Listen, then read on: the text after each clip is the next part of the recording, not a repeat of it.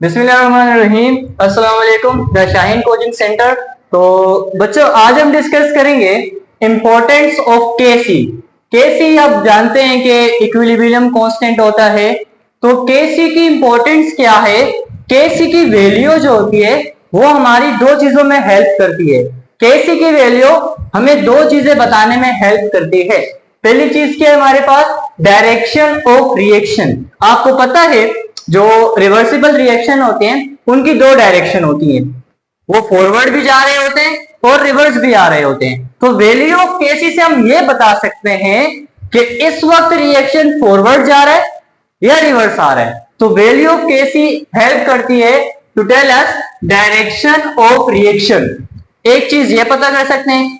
दूसरी चीज केसी हमें बता सकती है एक्सटेंट ऑफ रिएक्शन। एक्सटेंट का मतलब होता है हद।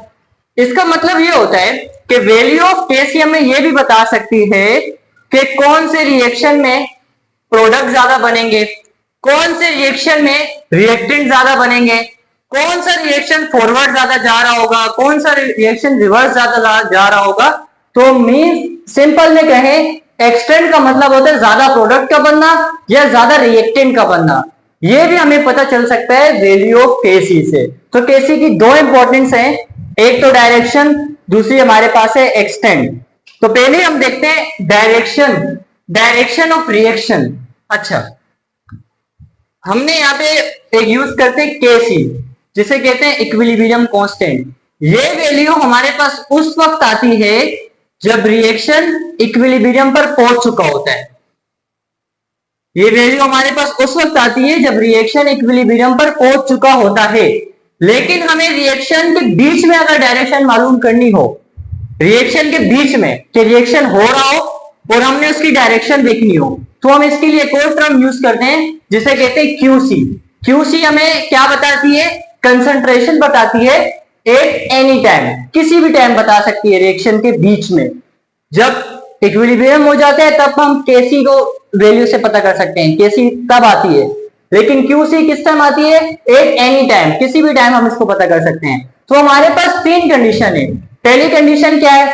या तो क्यूसी इक्वल होगा केसी के, या तो केसी ज्यादा होगा क्यूसी से, या केसी कम होगा क्यूसी से। तीन ही कंडीशन हो सकती हैं। पहली वाली कंडीशन थोड़ी इजी है।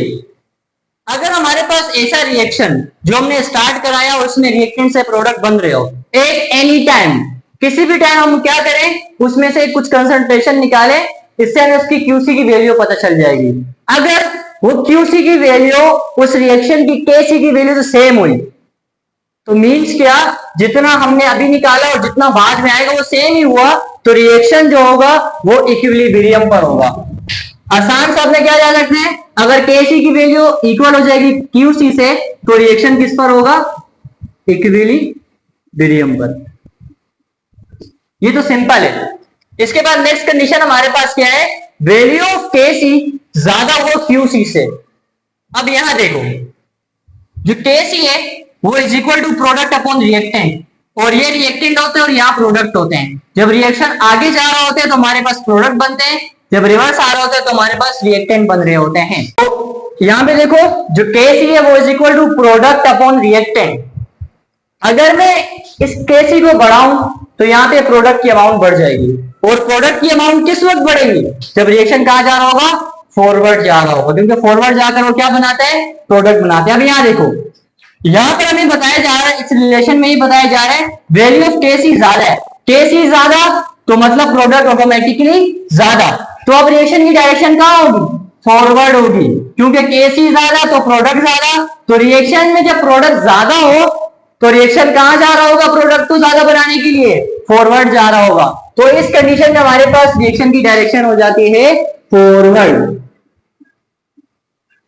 नेक्स्ट कंडीशन हमारे पास आती है केसी जो है वो लेस है क्यूसी से। तो इसमें हम क्या देखते हैं, अगर ये केसी कम हो जाएगी तो प्रोडक्ट भी कम हो जाएंगे, और प्रोडक्ट उस वक्त कम होंगे जब रिएक्टेंट ज्यादा हो रहे होंगे। प्रोडक्ट उस वक्त कम होंगे जब रिएक्शन कहां आ रहा होगा? रिवर्स आ रहा होगा। तो जब वैल्यू ऑफ केसी लेस होगी तो मतलब वहां उस रिएक्शन में प्रोडक्ट कम होंगे। प्रोडक्ट कम होंगे तो रिएक्शन कहां पर जा रहा होगा? रिवर्स जा रहा होगा, क्योंकि वो क्या बना रहा होगा? रिएक्टेंट बना रहा होगा। इसी वजह से उसमें प्रोडक्ट ज्यादा आ रहे होते हैं।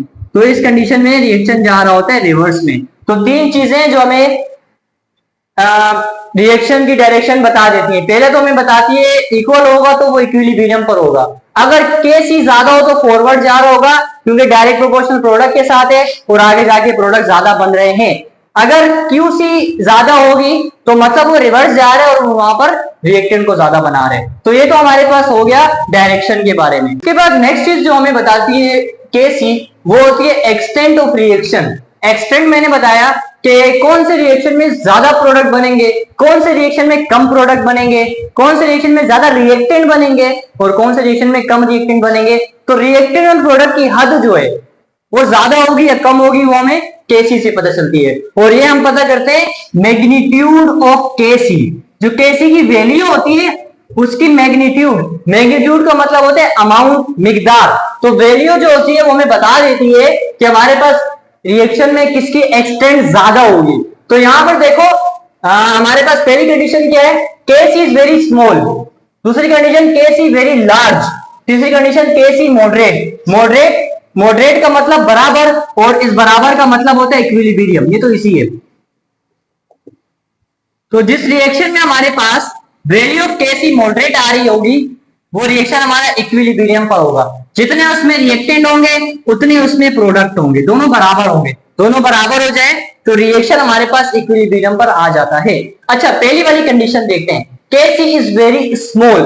यहां पे देखो 7.4 एक्सपोनेंट -14 का मतलब होता है कि वैल्यू के पीछे जीरो आते हैं, 14 जीरो आ रहे हैं। तो वैल्यू के पीछे 14 जीरो आ जाए तो वैल्यू बहुत ज्यादा स्मॉल हो जाती है। अब वैल्यू स्मॉल होगी तो इसका मतलब क्या होगा, इसका मतलब ये होगा कि रिएक्शन जो है वो नेवर कंप्लीट, ये रिएक्शन कंप्लीट नहीं हो रहा। तो जिस भी रिएक्शन में वैल्यू ऑफ केसी स्मॉल है, बहुत ज्यादा स्मॉल है, तो पहली चीज हमें क्या पता चलेगी, वो रिएक्शन कंप्लीट नहीं हो रहा। क्यों कंप्लीट नहीं हो रहा, केसी की वैल्यू तभी ज्यादा आती है जब हमारे पास प्रोडक्ट ज्यादा बन रहे होते हैं, और जहां पर हमारे पास प्रोडक्ट ज्यादा नहीं बन रहे तो यहां पर हमारे पास प्रोडक्ट जो है वो बन रहे हैं कम, और यहाँ पे रिएक्टेंट हमारे पास क्या है, ज्यादा। रिएक्टेंट ज्यादा है तो मींस रिएक्शन कहां मूव करके आ रहा होगा, इस कंडीशन में, इस कंडीशन में रिएक्शन मूव करके आ रहा होगा रिवर्स पर। तो जब वैल्यू ऑफ केसी स्मॉल हो, तीन बातें आपको याद होनी चाहिए। पहली के ये कंप्लीट नहीं होता रिएक्शन क्योंकि वैल्यू बहुत कम आई है। दूसरी, कंप्लीट नहीं हो रहा तो मतलब आगे नहीं जा रहा, ज्यादा केसी ज्यादा नहीं हो रही तो आगे नहीं जा रहा, तो वहां पे प्रोडक्ट कम बन रहे हैं और रिएक्टेंट ज्यादा बन रहे हैं। या तो मैंने आर, तो रिएक्टेंट ज्यादा बन रहे हैं। इसके अलावा रिएक्शन रिवर्स आ रहे हैं तभी तो रिएक्टेंट ज्यादा बन रहे हैं हमारे पास। इसके बाद next condition, case is very large. Case is ज्यादा लार्ज है। यहाँ पे देखो 2.4 एक्सपोनेंट 47, यहाँ प्लस का 47 मतलब आगे 47 जीरो है, तो ये वैल्यू बहुत ज्यादा बड़ी है। तो यहाँ पर देखो, यहाँ पर इसकी उल्टी कंडीशन हो जाएगी। जब वैल्यू ऑफ केसी बहुत लार्ज आ रही है मतलब रिएक्शन ज्यादा से ज्यादा आगे जा रहे हैं, केसी ज्यादा बन रही है, तो रिएक्शन क्या हो रहा है हमारे पास, अप्रोक्सीमेटली कंप्लीट हो रहा है। जब रिएक्शन कंप्लीट हो रहा होता है ज्यादातर तो उसमें प्रोडक्ट ज्यादा होते हैं और रिएक्टेंट उसमें होते हैं कम। ये दो कंडीशन आ गई। इसके अलावा जब प्रोडक्ट ज्यादा होते हैं तो रिएक्शन कहां जा रहा होता है, फॉरवर्ड पर जा रहा होता है। तो ये तीन चीजें होती हैं जो हमें पता चल जाती है एक्सटेंट में। यहां पर देखो, इस कंडीशन में रिएक्टेंट की एक्सटेंट ज्यादा है, प्रोडक्ट की कम है। इस कंडीशन में प्रोडक्ट की एक्सटेंट ज्यादा है और रिएक्टेंट की कम है, तो ये हमें पता चलता है। तो वैल्यू ऑफ केसी में दो चीजें बता दी है, डायरेक्शन एंड एक्सटेंट।